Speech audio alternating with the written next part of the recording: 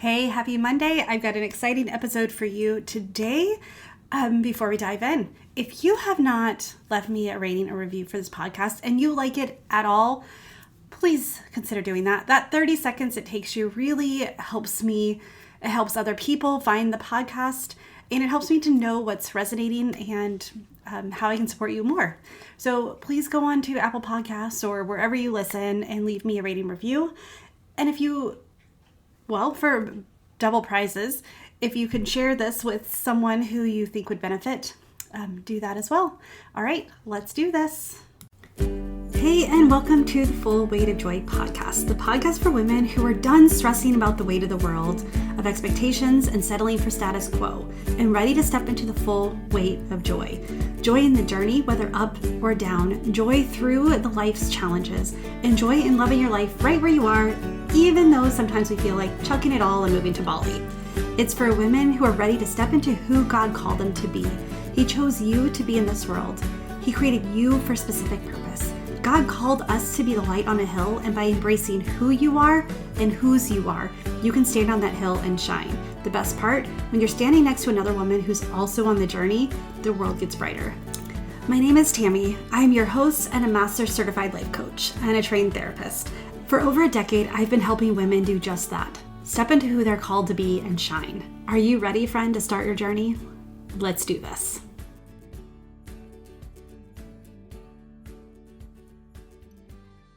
Hey, welcome back. I am excited. Well, I say it all the time, but I'm excited that you're here. It really makes me happy. It warms my heart. It actually blesses me that I can help you. It blesses me when I work hard to really stay connected to God.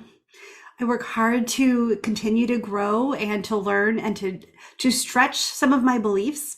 As we talked about multiple times, a belief is a thought paired with an emotion over time. It doesn't make it true. So questioning my beliefs, like, what do I believe in this moment? What do I believe about this? And I try to stretch it to see, am I wrong in this? Am I partially right? Has there been a story put in there that's not true, that's holding me back, or holding my clients back? And so it really does. When I say that I'm excited that you're here, it still baffles me that I have this podcast that I'm like, I think I have like 170 episodes or something crazy. I need to go back and like number them.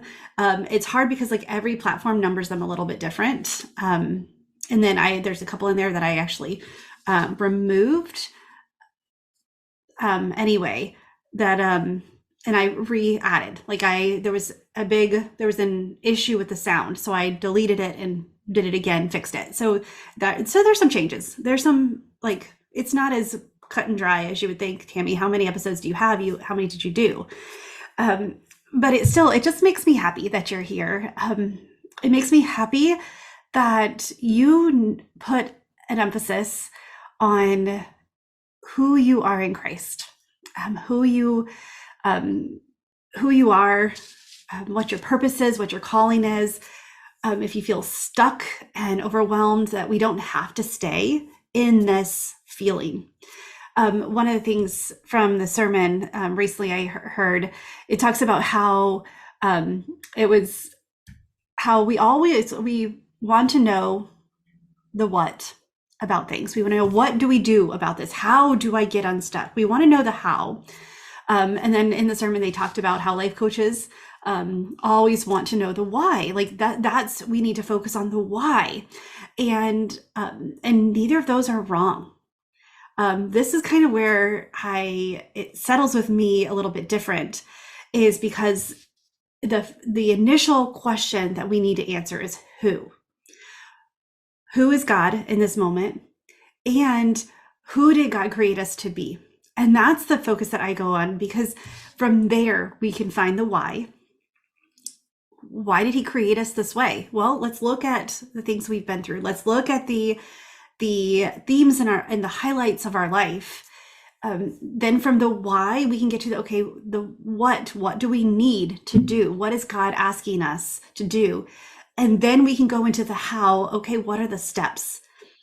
And then it draws back to the who again, which Who does God want us to be? Who did he create us to be? Who is God in this moment? And what is he doing in this moment? So it's a little bit different. And I recognize that I haven't actually like expressed a lot of these things to you that are the basis for what I do, for how I share with you. Some of them are, like over time you'll understand, but this is why I do what I do, is because I feel like when we really want to know how to get unstuck, what our next steps are, how to get stop from being overwhelmed, how to like what our calling is, we need to start with the who.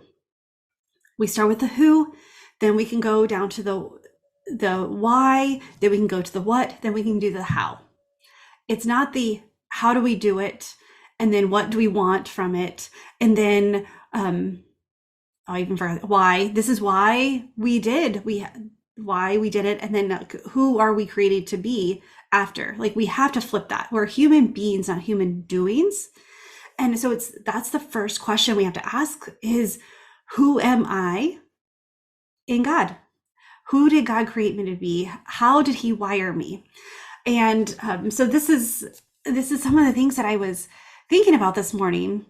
And one of the things that I have been really working on and trying to work on with my kids too, this little thing has actually changed my life.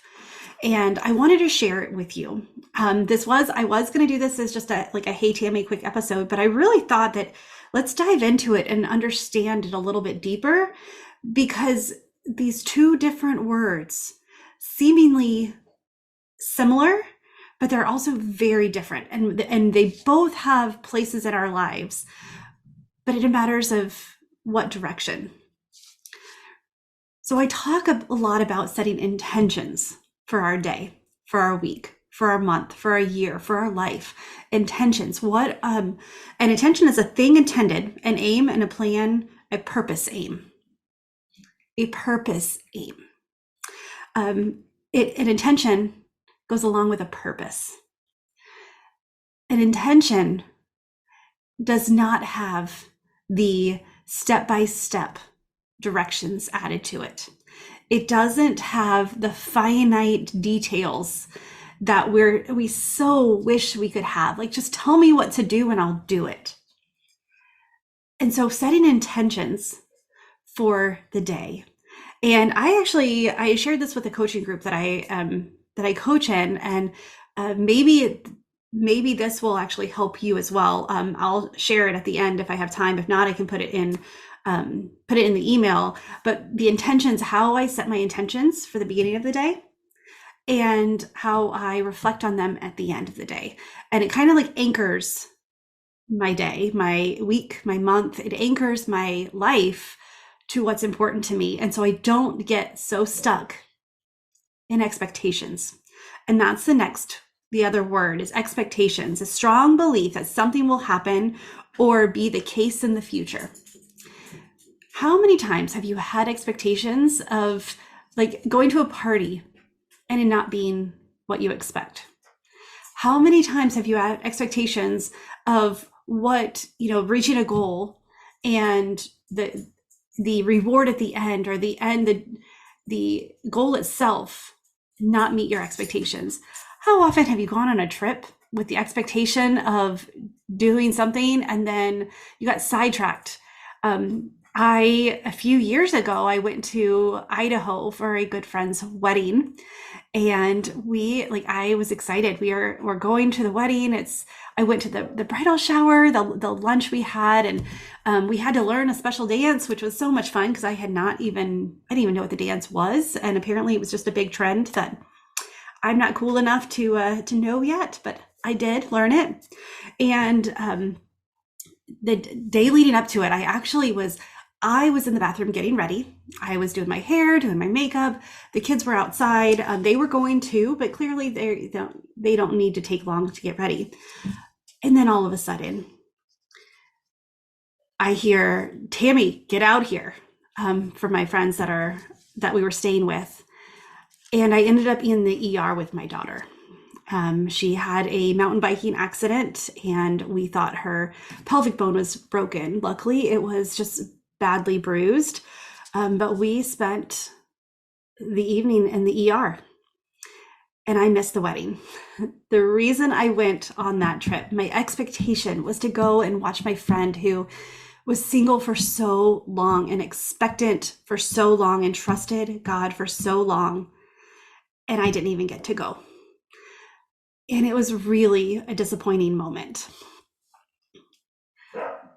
But how many times do we have expectations and they let us down?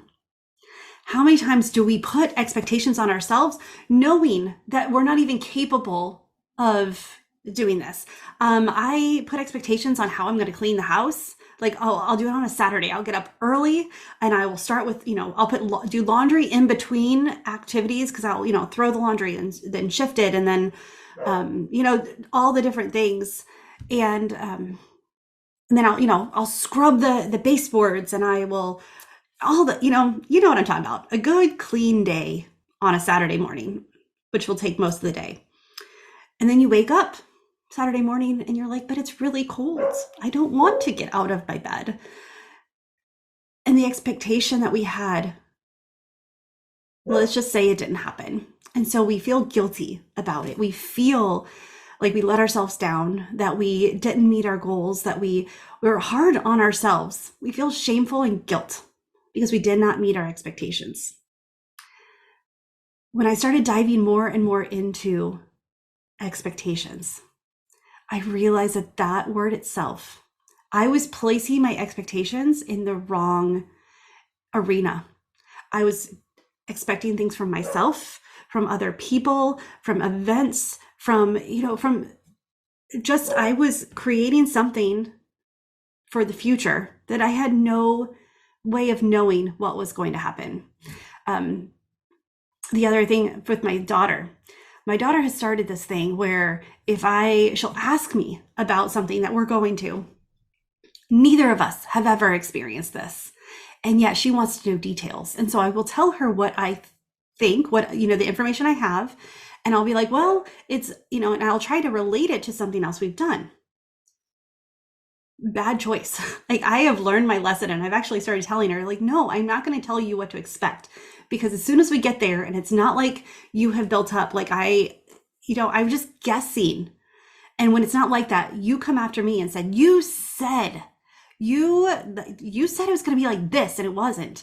And I broke her expectations. And she actually related that to, I was breaking my promises. And I'm like, oh no, child, I do not promise things that I cannot fulfill. And I will try. I put my intentions, this is my intention.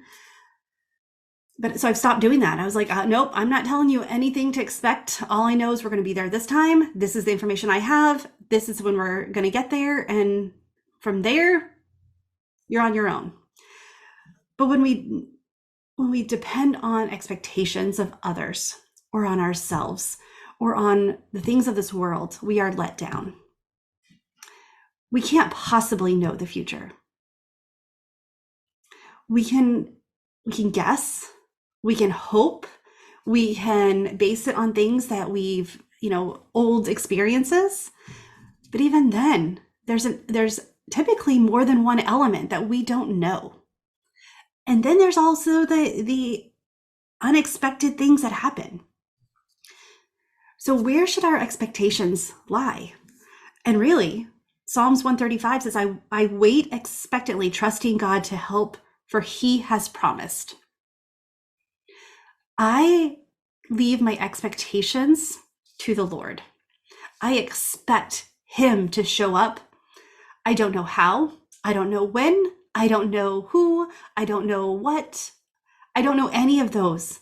But when I stop putting expectations on myself and those around me, and I really just dive in and place it in God, in Jesus Christ, who has promised, then my expectations are always met. Because I expect him. He doesn't promise us he'll tell us everything that he's going to do.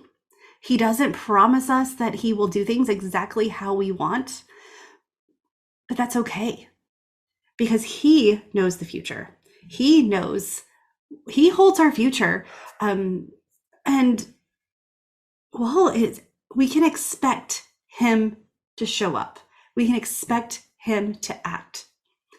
Again, we cannot place the expectations of, I've been praying for this. I told him on Tuesday at 4 p.m.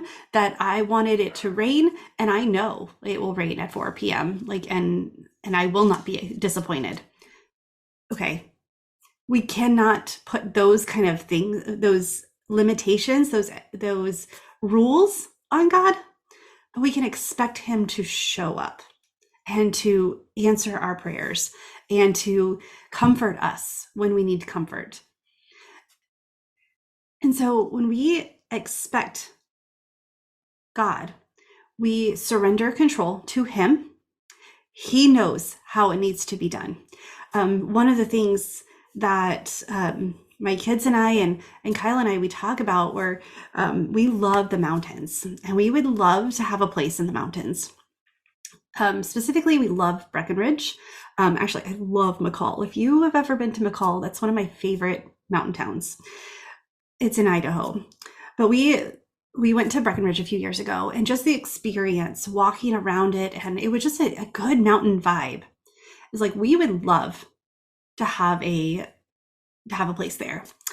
Now, with that, they just passed a law that we can't do Airbnb there. Any new, you have to get on a waiting list to get approved.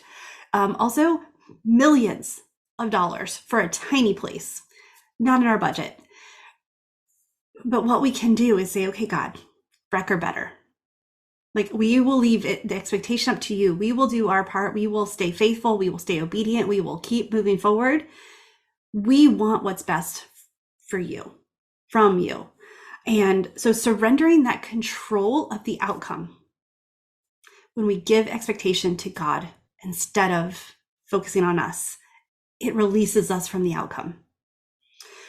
Grace and forgiveness. Like I said, we put expectations on ourselves. We are so hard on ourselves. And if we don't meet those needs, if we don't meet those expectations that we've placed, those unrealistic expectations, we feel defeated, and we have to forgive ourselves. So again, putting expectation in God allows for that grace and forgiveness for ourselves, for others, because we can't put, as much as we can't do it to ourselves, we can't do it to our kids, our family members, our spouses, our partners, our friends, even our bosses. We can't make someone else do something. Like, we are not in control of that. We are not in charge of that. And when we do this, we think that people don't even think the same way as us. And so, like, we all think differently. Like, this is where we get into the Enneagram, and just our point of view, our core motivations are different. And so you're asking someone to have your point of view when they don't even know what your point of view is. The next one is, God already has our future. He sees the past, the present, the future. He knows before we were even born. He knew us. He created us. He's using everything for good. So let's just rest in that. And so now let's shift to why intentions. Why I love intentions. It allows for grace. Things don't happen exactly how you want them to happen. My life is not exactly what I expected it to be. My life, I have had a lot of twists and turns, and I have had, I've had a lot of trauma, a lot of grief, a lot of trials, a lot of change, but I've also had a lot of joy in unexpected ways. People who show up in unexpected ways. Friends who I didn't think we would be friends, and then we are. My needs have been met in different ways. I can say that I have an amazing life. I love my God. I love my family. I love my friends. I love what I get to do every day. It's not without trials. It's not without hardship. Honestly, this last week was a tough week for me.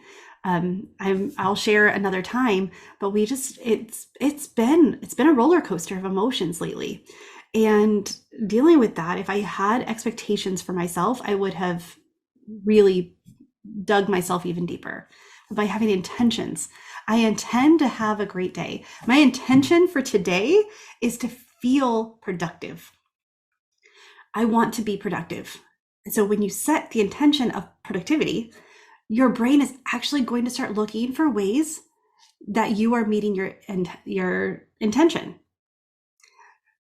You're actually going to start to look for the evidence that it's happening.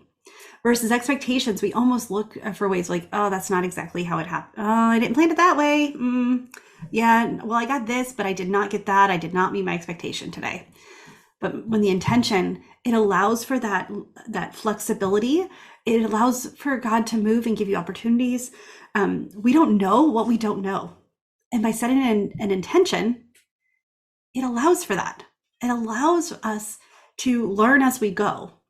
It also allows us to cultivate mindfulness. Be in the present moment. How am I being productive right now? Well, I am doing a podcast. That's pretty darn productive. I also, in my mind, I have 2 other podcasts that I can do spinoffs from this one.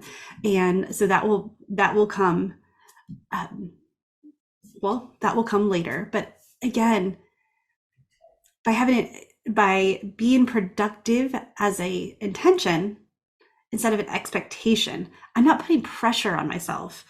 And it also, like I mentioned before, it allows for unexpected opportunities to happen. It allows for growth. It allows for those random things that happen, whether it's a friend calling who you need to meet for lunch, or a doctor's appointment that you need to make, or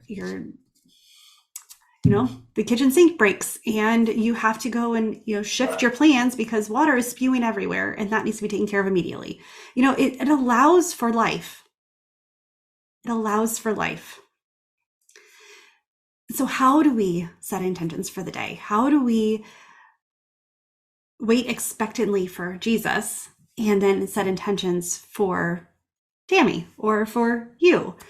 And well, we do that by just getting quiet for a moment and asking ourselves some questions. And this is where I'll share my daily expectation or my daily intentions questions at a later time, but let's just keep it simple. In the next hour, what would you like to say at the end of it? If you're driving, would you like to say that you got to the destination in one piece? Would you like to say that you had some time to rest because instead of listening to a book or calling a friend, you were able to sit in silence and just pray?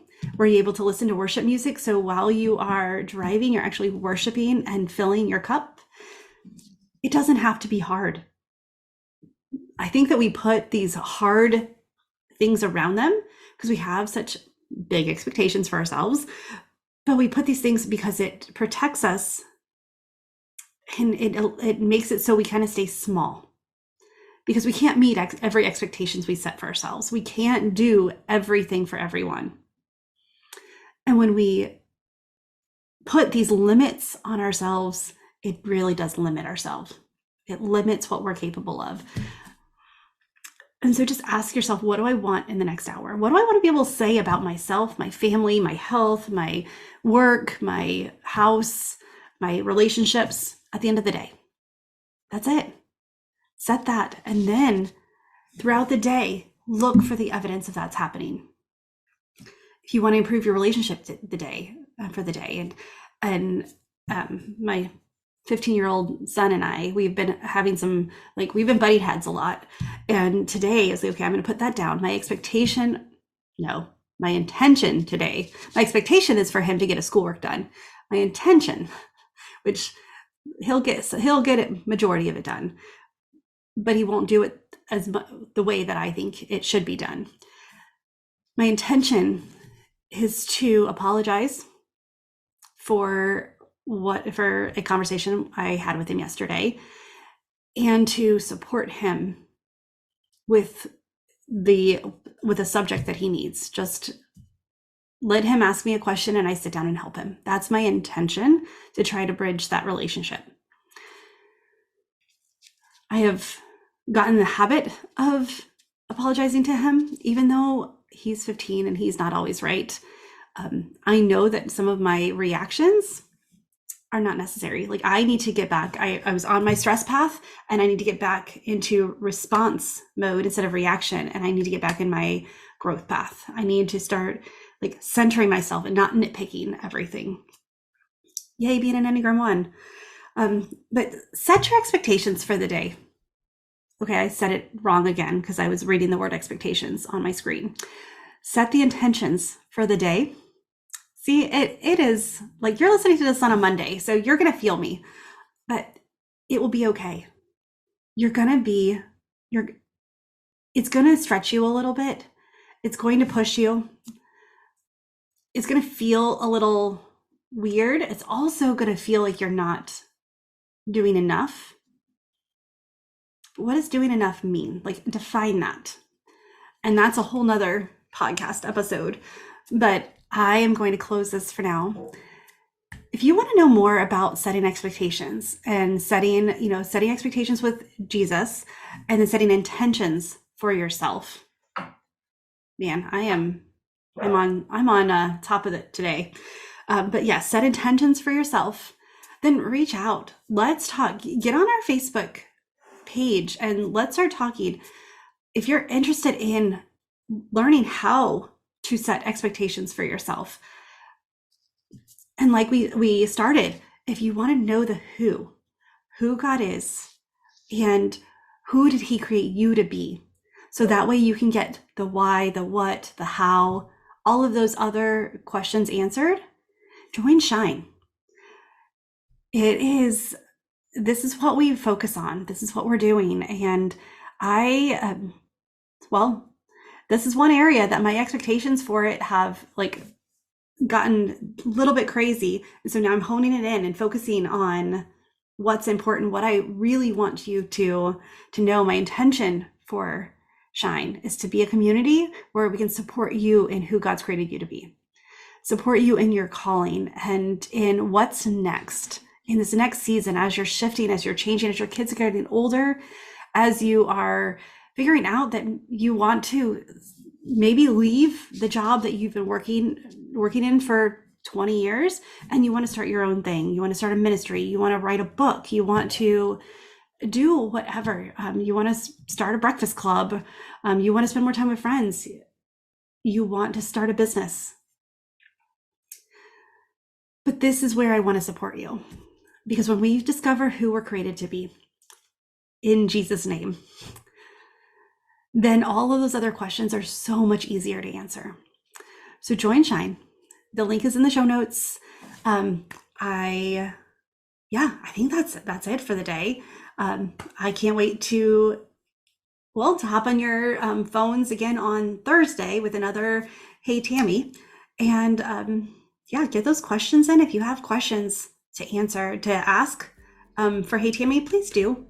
If you haven't listened to that one yet, go back and listen. And it was last Thursday that I started it.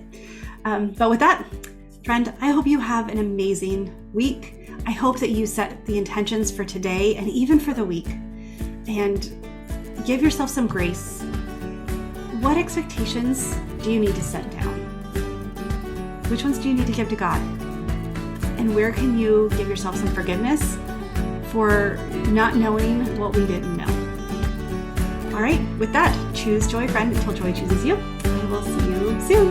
Bye.